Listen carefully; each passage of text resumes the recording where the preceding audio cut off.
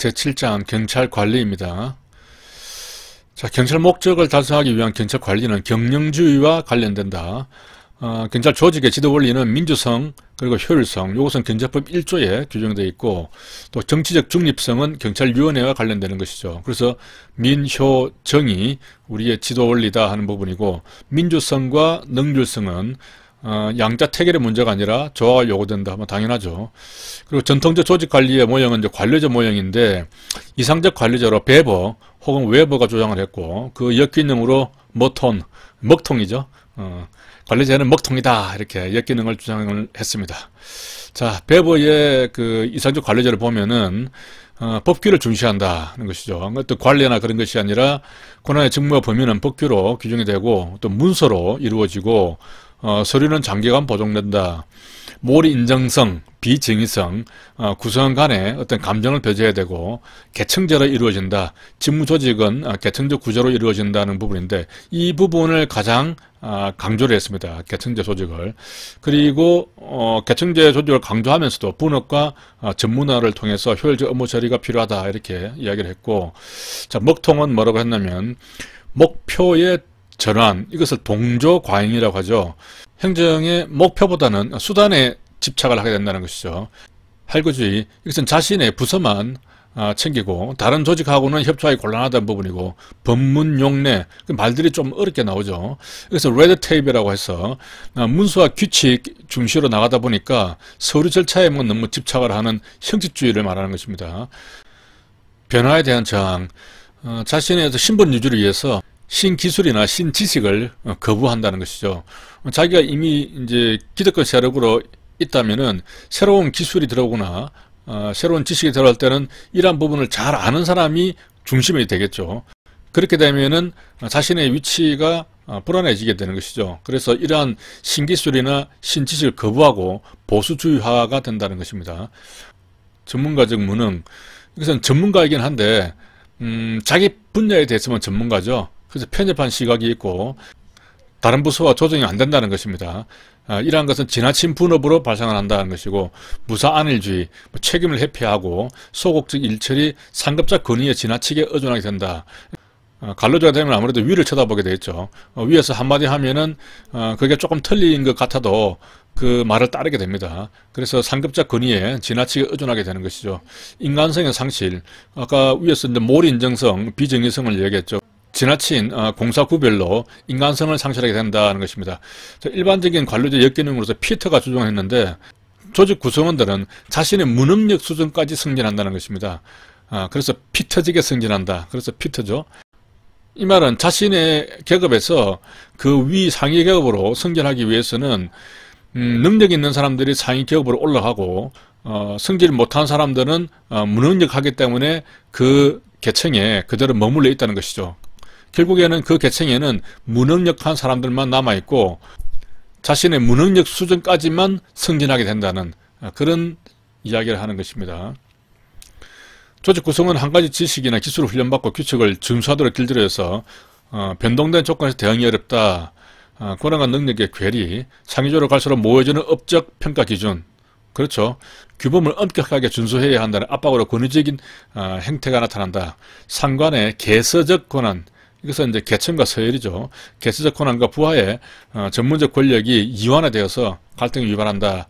이런 역기능들이 있다고 주장을 합니다. 조직 편성의 원리입니다. 계통, 분명조가 되겠습니다. 조직은 계통이 분명해야 잘 굴러가겠죠. 계층제의 원리는 권한과 책임과 난이도에 따라서 직무를 상하로 등급화하는 것입니다. 상하입니다. 계층제가 왜 필요하느냐? 조직의 일체감과 통일성 유지를 할 수 있다는 겁니다. 능률적으로 업무를 처리한다는 것이죠. 우리 경찰 조직이 계층제잖아요. 그래서 우리 계층제의 원리를 생각을 할 때는 우리 경찰 조직을 생각을 하면은 조금 더 이해가기가 쉽습니다. 우리 경찰은 보면 일체감이 있죠. 그리고 통일성이 있습니다. 저 위에서부터 청장부터 아래까지 통일성이 있죠. 그리고 업무 처리가 능률적입니다. 이것은 그 명령이나 지시만 떨어지면은 일사불란하게 움직이기 때문에 상당히 능률적으로 업무 처리를 할 수 있는 것이죠. 이러한 부분은 장점이 되는 것입니다. 그리고 그 베버가 가장 강조한 부분이 이 계층제의 원리였고, 권한과 책임이 상하로 구분되어 있기 때문에 업무가 신중합니다. 그래서 기한을 올리면은 뭐 계장이 한번 검토하고 또 과장이 검토하고 또 서장이 다시 한번 생각을 하게 되겠죠. 이렇게 단계를 밟으면서 검토를 하기 때문에 업무가 신중하게 되는 것이죠. 그래서 신속하게 결정한다고 하면은 틀린 지문이 되는 겁니다. 자, 그러면은 이 업무는 신중하게 되는데 또 능률적으로 업무 처리를 한다고 했잖아요. 이게 서로 또 상반되는 것 같은 느낌이 들죠. 그런데 일단 결정이 되고 나면은 그 집행하는 데 있어서는 상당히 능률적으로 업무를 처리한다는 것이죠. 근데 어떤 결정해야 될 사안에 있어서 이것을 검토를 할 때는 단계를 밟으면서 그 신중하게 결정을 한다는 것이죠. 신속하게 결정을 하지 않는다는 겁니다. 그런 부분들이 관점을 어떻게 하느냐에 따라서 말이 조금씩 달라지기 때문에 이걸 잘 이해를 해야 됩니다. 자, 조직 내의 갈등이나 분쟁이 계층 구조 속에서 녹아버린다 하는 것이죠. 계층이 너무 많아지면 처리가 지연된다. 자, 처리가 지연된다는 것은 이제 의사결정이 지연된다는 것이죠. 아무래도 업무는 신중해지겠지만은 결제를 많이 받아야 되는 것이죠. 그리고 또 계층이 많아지면은 계층 간에 갈등이 생길 수가 있고 또 조직이 경직될 수가 있습니다. 위에 사람이 결정을 해야 밑에서 움직이기 때문에 위에서 결정하기 전까지는 못 움직이는 거죠. 그러니까 경직되어 있는 겁니다. 이게 융통성 있게 좀 부들부들하지가 않고 신축적인 대응이라든가 신지식 도입이 곤란하다 하는 부분이 있습니다. 통솔 범위의 원리를 보면은 한 사람의 상관이 직접 통솔 가능한 부하의 수에 대한 원리죠. 통솔 범위의 조정으로서 직급을 조정할 수 있고 인력을 재배치하고 구조조정이 발생이 됩니다. 여기서 구조조정 부분이 있는데 구조조정하는 것은 통솔 범위의 원리에 따르는 것이다 하는 것입니다. 자, 기존 근접부서 단순 업무는 통솔 범위가 확대된다. 그렇죠. 이제 기존에 있던 부서, 그러니까 새롭게 만들어진 부서가 아니라 기존에부터 해오던 그러한 부서 같으면 아무래도 업무가 루틴화되어 있고 또 직원들이 훈련이 잘 되었기 때문에 인원수가 많더라도 충분히 통솔이 가능합니다. 그리고 근접부서라는 것은 그 관계되는 부서가 서로 뭐 같은 층에 있다든지 이렇게 가까이 있으면은 훨씬 소통하기가 좋겠죠. 그런 경우에도 통솔 범위가 넓어질 수가 있죠. 또 업무가 단순해도 확대가 될 수가 있습니다. 그런데 청사 규모하고는 관계없다는 거죠. 청사 규모가 뭐 넓거나 좁거나 그런다고 해서 이것은 물리적인 부분이죠. 그렇다고 해서 통솔 범위에 관계되는 것은 아니다라고 이렇게 되어 있습니다. 자, 큰 조직은 관리자가 많아지기 때문에 통솔 범위가 축소가 됩니다. 관리자가 많아지면은 그 밑에 부하 수는 적어지겠죠. 그러니까 통솔 범위는 축소가 된다는 겁니다. 자, 분업의 원리, 업무를 담당자별로 구분하고 분업이 지나치면 업무의 예측 가능성이 저하되어서 불확실한 환경이 조성된다는 것이고, 명령 통일의 원리는 지시는 한 사람만이 하고 보고도 그 한 사람에게만 한다는 것입니다. 그렇기 때문에 그 한 사람 지휘관이 없어버리면은 공백이 생기겠죠. 그러한 공백에 대비해서 대리나 위임, 유고 관리자에 대한 사전 지정이 필요하다는 것입니다. 명령 통일의 원리가 제대로 작동이 되지 않으면 지시가 분산이 될 수가 있고, 그러면 우리 경찰 같은 경우에 범위를 놓치거나 사고 처리가 지연이 될 수가 있다. 그리고 우리 현재는 이제 수사경찰 같은 경우는 경찰 내부의 어떤 그 명령과 또 검사의 명령에 이중 지시를 받는 그런 문제점이 있다고 이렇게 지적이 되어 있습니다. 자, 조정 통합의 원리. 구성원의 개별적인 활동을 전체적인 관점에 통일한다는 것은 전체적인 관점에서 맞도록 조정한다는 것이죠. 이것은 한 사람이 명령을 내리고 그 사람에게만 보고한다는 그런 명령 통일하고는 관계가 없는 부분입니다. 이 부분을 혼돈하지 않도록 잘 봐야 됩니다. 자, 문제 해결 방법으로는 세분화된 업무 처리로 갈등이 나면은 처리 과정을 통합하면 되겠죠. 또 연결하는 장치나 대화 채널이 필요하고, 부서 간의 갈등은 더 높은 상위 목표를 제시하고 상호 간 이해와 양보를 유도한다. 한정된 인력과 예산 갈등이 있으면은 업무 추진 우선순위를 지정을 한다는 것이고, 문제 해결이 어려운 경우에는 갈등을 완화시키거나 타협을 도출하고 또 관리자가 갈등을 초래할 수 있는 그런 결정을 보류하거나 회피하는 것도 하나의 그 방법이 될 수 있다는 겁니다. 갈등 해결의 장기적인 방안은 조직 구조를 개선하는 것입니다. 이 구조를 개선한다 이런 것들은 다 장기적인 방안이 될 수 있는 것이죠. 지나친 분업 구조를 조정한다는 것입니다. 그리고 보상 체계를 개선하고 인사 제도를 개선하고 조직의 형태를 개선한다는 것입니다. 구조 조정하는 것은 통솔 범위의 원리입니다. 그리고 조직 구조를 개선하는 것은 조정의 원리입니다. 인력을 재배치하는 것은 통솔 범위의 원리인데 인사 제도를 개선하는 것은 조정의 원리입니다. 그리고 조직의 통일성을 유지하는 것은 계층제 원리인데 구성원의 행동 통일하는 것은 조정의 원리입니다. 이게 빨리 읽으면은 상당히 헷갈리거든요. 그래서 요 내용들을 자세하게 기술된 것들을 보면서 잘 구분을 하시기 바랍니다. 자, 제2절 경찰 인사관리. 인사의 목적에는 환경 변화에 대한 적응성, 조직의 효과성 제고도 포함이 되는데 통솔 범위의 적정화는 포함되지 않습니다. 통솔 범위의 원리는 조직 편성의 원리죠. 조직은 한 부서에 의자를 몇 개 둘 것인가의 문제고 인사는 그 의자에 누구를 앉힐 것인가의 문제인 것입니다. 우리가 흔히 그 정원과 현원을 이야기하죠. 이때 정원이라는 개념이 이제 조직에 관한 개념이고 현원은 인사에 대한 개념입니다. 여기서 보면은 그 환경 변화에 대한 적응성, 뭐 조직의 효과성 제고 이런 것들은 인사의 목적에 들어간다는 것이죠. 그런데 통솔 범위의 적정화는 우리 앞에서 개통분명조라고 했지 않습니까? 개통분명조에 들어가는 그 원리는 인사의 원리가 아니라 조직 편성의 원리라는 것이죠. 인사관리의 이대의 원리입니다. 엽관주의와 실적주의가 있습니다.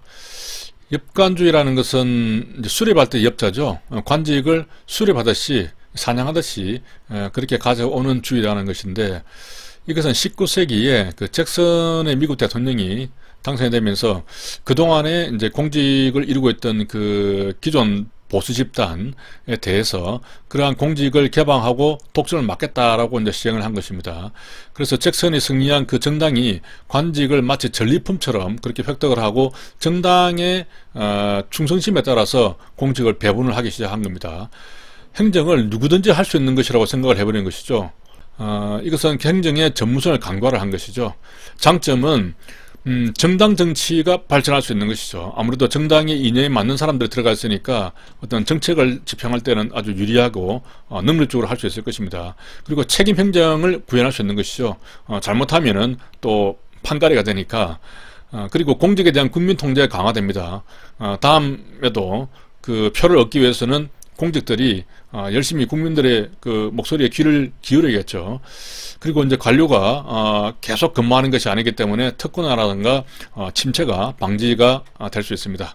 단점은 그 인사 기준이 비객관적이겠죠. 아무래도 갑자기 낙하산들이 날아와가지고 앉아버리니까요. 그래서 부정부패가 만연할 수 있고 공무원들이 국민이 아닌 정당에 충성을 하게 됩니다. 그리고 행정이 비능률적이 되고 아무래도 비전문가가 들어오니까 계속성과 안정성에 저해가 되겠죠. 공직이 정권이 어떻게 들었느냐에 따라서 자꾸 왔다 갔다 해버리니까 계속성도 없어지고 안정성도 저해됩니다. 그리고 자신들 신분이 보장이 안 되겠죠. 따라서 사기도 떨어지고 불필요한 간직도 늘어난다는 것입니다. 이것을 위인설관이라고 하죠. 위인, 사람을 위해서 관직을 만든다는 것입니다. 관은 이제 못하겠죠.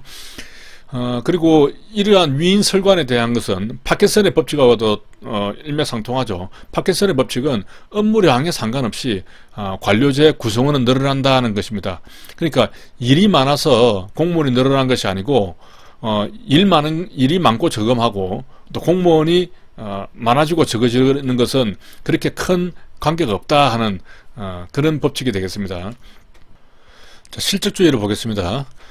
공직 임명의 기준을 개인의 능력이나 자격, 업적에 두는 제도이죠. 부패하고 무능한 엽관주의 공직 제도를 극복하기 위해서 이것이 이제 나왔는데 영국에서는 뭐 2차 추미론령 제정해서 나왔고 미국에서는 펜들턴 법을 제정해서 실적주의로 전면 수정했다는 것입니다. 여기서 펜들턴 법이 나오죠. 여기서 펜을 들었죠. 펜을 들은 법입니다. 펜을 들고 이제 실적을 챙기기 시작했겠죠. 펜들턴 법은 실적주의에 관계된다 이렇게 기억을 해야 되고 아까 위에서 나오는데 잭슨이죠. 잭은 이제 참새가 짹짹짹 하죠. 수렵할 때 엽자와 참새가 짹짹짹 하는 거 하고 이렇게 연관지어서 그렇게 암기를 하시기 바랍니다. 자, 실적주의를 보면은 공직의 기회견등, 공개 경쟁 채용 시험, 또 정치적 중립성, 신분 보장, 독립적인 중앙인사위원회 실체 등이고 공무원의 정치적 중립을 확보하고 기회균등을 실현합니다. 신분보장으로 능률, 전문, 안정성, 계속성을 확보하고 공무원의 부패를 방지할 수 있죠. 단점은 정책의 효율적 집행이나 정당 이념의 행정에 반영이 곤란하겠죠. 승진은 어떤 자신의 실적에 의해서 하다 보니까 정당의 이념이라든가 또 어떤 그 새로운 정권의 정책에 대한 효율적 집행이라든가 이런 부분에 대해서는 좀 덜 관심을 가지겠죠. 인사행정의 소극화, 형식화, 직권화, 관료의 보수화, 특권주의가 형성이 될 수 있다. 국민 요구에 대한 반응성이 아무래도 떨어질 것입니다. 양자의 조화, 이 두 가지 원리는 서로 배타적인 관계가 아닌 보완적인 제도를 이해를 하고 조화를 하는 것이 바람직하고, 실적주의가 역관주의보다 우월한 제도라고 단정적으로 말할 수는 없다. 우리나라를 포함해서 대부분의 국가는 실적주의를 바탕으로 역관주의를 가미를 하고 있습니다. 자, 계급제와 직위분리제입니다. 자, 계급제는 인간 중심의 제도입니다. 관료제 전통이 강한 독일, 프랑스, 일본에서 이렇게 발전이 됐고, 직위분리제는 직무 중심의 제도로서 미국 시카고에서 처음 실시가 되었습니다. 경력 발전은 아무래도 일반 행정가 중심이고, 그래서 전문성은 낮죠. 여기서는 전문 행정가 중심입니다. 내부 인사는 신축적입니다. 일반 행정가 중심이기 때문에 뭐 A 부서에 있다가 또 B 부서로 옮겨서 일을 하기도 하고, 또 C 부서로 옮겨서 이렇게 계속 순환시키면서 업무를 시킬 수도 있는 것이죠. 하지만 이제 그 직무에 대해서 그 사람을 뽑았기 때문에 다른 부서로 이렇게 인사하기가 어렵습니다. 그래서 내부 인사는 비신축적인 것이죠. 외부 환경에 대해서는 계급제가 비신축적이고 직위분리제가 신축적입니다. 충원은 계급제 같은 경우는 어느 한 부서에 사람이 빠지면은 없으면 옆에 다른 부서에서 그냥 끌어가지고 그 자리 채우면 됩니다. 그러니까 내부에서 충원을 한다는 것이죠. 폐쇄형으로. 그런데 직위분리제는 이제 전문가 방식이다 보니까 A 직무를 하던 사람이 빠지면은 그 직무를 할 수 있는 사람을 다시 외부에서 다시 뽑아야 되는 것이죠.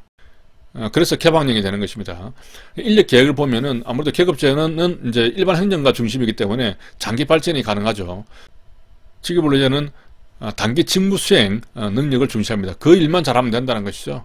그래서 신분보장은 이쪽은 강하고 이쪽은 약하죠. 신분보장이 강하기 때문에 지역공무원 확립이 용이하고, 여기는 그렇지 않습니다. 그래서 사기가 높게 되고 여기는 낮게 될 것이고, 보수는 생활급여입니다. 여기서는 이제 직무급여입니다. 그 일에 맞는 보수를 주는 것이죠. 합리성은 낮죠. 아무래도 정실개입성이 높고, 일에 대한 평가가 아니고 어떤 연차라든가 뭐 계급이라든가 그런 걸로 평가하기 때문에 합리성은 낮다고 볼 수 있는 것입니다. 하지만 이제 그 일에 대한 평가이기 때문에 합리성은 높겠죠. 협조는 이제 기관 간의 행정 협조가 아무래도 이쪽 그 직위분리제보다는 쉬울 것이고, 직위분리제는 전문가 방식이다 보니까 행정 협조가 더 어렵다고 볼 수 있는 것입니다. 양자는 상호 보완적인 제도로서 우리나라는 계급제가 원칙이고 직위분리제가 가미되고 있다. 자, 이 부분은 저 위에 설명이 됐고요. 계급제는 보통 계급수가 적고 계급 간 차별이 심하다. 직위분리제는 시험, 또 채용, 전직의 기준을 제공하여 인사행정에 합리화를 기할 수가 있죠. 권한과 책임 한계가 명확하지만은 전직이 제한된다. 자, 동기부여 이론을 보겠습니다. 동기부여 이론에는 내용이론과 과정이론이 있는데, 내용이론은 인간의 욕구가 동기부여를 일으키는 것으로 이해를 하는 겁니다. 욕구가 있으면은 동기부여가 된다, 이렇게 보는 것인데, 주장한 사람들 보면 뭐 매슬로우의 욕구 이론이 있고, 샤인의 복잡인 모형, 맥거리기 XY 이론, 아지리스의 성숙, 미성숙 이론, 이렇게 4개의 이론이 대표적입니다. 이 4개를 암기를 하면 인간의 욕구가 없으면은 매사에 맥아리가 없다, 이렇게 외울 수 있겠죠. 그것이 바로 욕구 이론이 되겠습니다. 이 사람들이 주장한 겁니다. 인간의 욕구가 있어야 동기부여가 된다, 이 사람들이 주장한 것이죠. 그래서 욕구가 없으면은 매사에 맥아리가 없다, 이렇게 주장을 했습니다. 자, 과정 이론을 보겠습니다. 인간의 욕구가 직접적인 동기부여하는 것이 아니고 다양한 요인들이 작용을 한다고 주장을 한 것입니다. 포트롤레의 업적 만족 이론, 브룸의 기도 이론, 아담스의 공정성 이론 등이 있습니다. 이 내용들을 저도 자세하게는 모르겠습니다. 자, 이런 이론들이 있다는 정도만 알고 넘어가면 되겠죠. 자, 중요한 것은 이 마슬로우의 욕구 이론이 되겠습니다. 보면은 이제 단계별로 생안 사존자가 있죠. 생안 사존자. 이 이론의 기본 원칙은 1단계 욕구가 충족이 되어야 2단계로 갈 수 있고, 또 2단계가 충족이 되어야 3단계로 갈 수 있다라고 주장을 하는 것입니다. 그리고 이 단계별로 어떻게 하면 충족할 수 있는지를 잘 알아야 되는 것이죠. 이것도 주소 찾는 문제가 되겠습니다. 자, 먼저 생리적 욕구는 의식주에 가는 것인데, 보수라든가 휴가 등으로 충족을 시킬 수 있다는 것이죠. 그래서 생리적 욕구니까 생리, 월차, 월급하고 차는 여기서 휴가가 되겠습니다. 월급하고 휴가, 생리, 월차로 암기할 수 있고, 또 안전에 대한 욕구는 신분이나 불안을 해소하는 것인데, 연금, 퇴직후에도 보수를 받는 것이죠. 그래서 불안이 해소됩니다. 신분 보장, 또 불안을 해소시킬 수가 있죠. 그래서 안전에 대해서는 연신 강조해야 되겠죠. 안전은 연신 강조한다. 이렇게 암기를 할 수 있고, 자, 사회적 욕구는 친근감이나 귀속감인데, 뭐 고충 처리라든가 인사, 인간관계 이런 것들이 되겠습니다. 그래서 사고인간으로 암기할 수 있고, 존경의 욕구는 인정받고자 하는 욕구죠. 참여라든가 제안, 포상, 위임 등으로 충족시킬 수가 있고, 존경받는 참재상임 이렇게 암기할 수 있습니다. 자기 실현 욕구는 뭐 자기 발전이나 성취감을 내용으로 하고 있고, 승진이라든가 공무원 단체에 가입하는 것 이런 것으로 충족을 할 수가 있습니다. 자기 승단입니다. 구별 개념으로 보면은 보수는 생리적 욕구죠. 그런데 연금은 안전 욕구에 속합니다. 그리고 포상휴가는 생리적 욕구에 해당하는데 포상은 존경 욕구입니다. 그러니까 포상휴가 같은 경우에 보면은 포상보다는 휴가에 더 중점이 있는 것이죠. 그래서 생리적 욕구가 되는 것입니다. 자, 마슬로우 이론의 비판을 보면은 이 이론은 이제 낮은 단계의 욕구가 충족되어야 그 다음 단계로 이렇게 이동을 할 수 있다고 하는데, 충분히 쉬지 못해서 생리적 욕구가 강함에도 불구하고 존경의 욕구 충족을 위해서 열심히 일하는 경우, 이런 경우를 설명할 수 없다는 비판이 있습니다. 자, 여기까지 하겠습니다.